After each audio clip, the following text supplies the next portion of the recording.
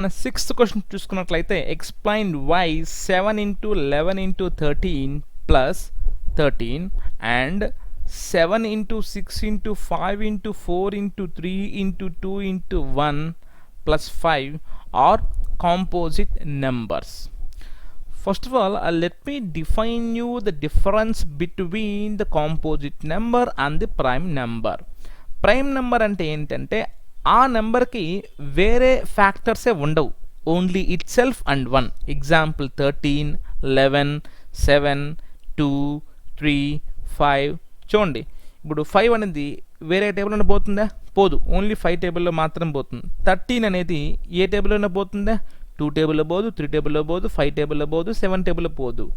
నేరుగా మనకి 13 టేబుల్లో మాత్రమే పోతుంది. అంటే which don't have other factors, which do not have other factors, only itself and one are the only factors for those numbers అన్నమాట. So అటువంటి నెంబర్స్ ఏమంటామంటే మనం ప్రైమ్ నెంబర్స్ అంటాం. అండ్ ఇంట్రెస్టింగ్లీ ప్రైమ్ నెంబర్స్ కానాటి నెంబర్స్ అంతా కూడా మనం ఏమంటామంటే మనము కాంపోజిట్ నెంబర్స్ అంటాం. ఫర్ ఎగ్జాంపుల్ టోటల్ నెంబర్స్ ఉన్నాయంటే దాంట్లో ప్రైమ్ నెంబర్స్ కొన్ని ఉంటాయి కదా, ఆ ప్రైమ్ నెంబర్స్ కాకుండా రిమైనింగ్ అన్ని నెంబర్స్ని ఏమంటామంటే మనము కాంపోజిట్ నెంబర్స్ అంటాం. అంటే which have the factors, literally it means which are having the factors. Prime numbers అంటే which are not having the factors except one and itself. And composite numbers is there have the factors including itself and one. ఇప్పుడు చూడండి, first number తీసుకుంటాం. 7 into 11 into 13 plus 13. 7 into 11 into 13 plus 13. Okay, ఇప్పుడు it is a composite number. Explain అన్నాడు, చాలా simple. ఇప్పుడు ఇక్కడ నాకు 13, ఇక్కడ 13 కామన్గా ఉంది కదా.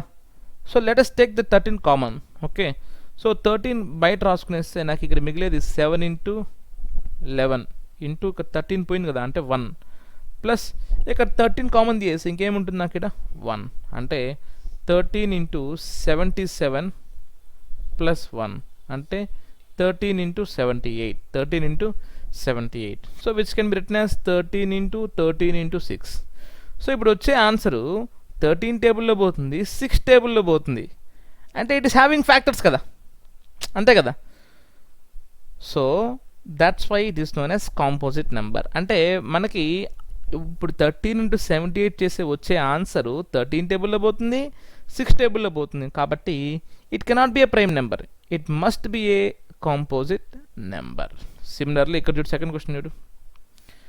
7 into 6 into 5 into 4 into 3 into 2 into 1 plus 5.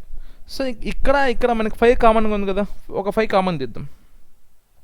ఇంకా 7 into 6 into 4 into 3 into 2 into 1 plus 1 అంతే కదా. 5 కామన్ తీస్తే ఇక్కడ 5 ఉంది, ఇక్కడ 5 ఉంది. సో ఇక్కడ నాకు 5 కామన్ తీస్తే రిమైనింగ్ అన్నీ ఉంటాయి, ఇక్కడ 1 మాత్రం ఉంటుంది.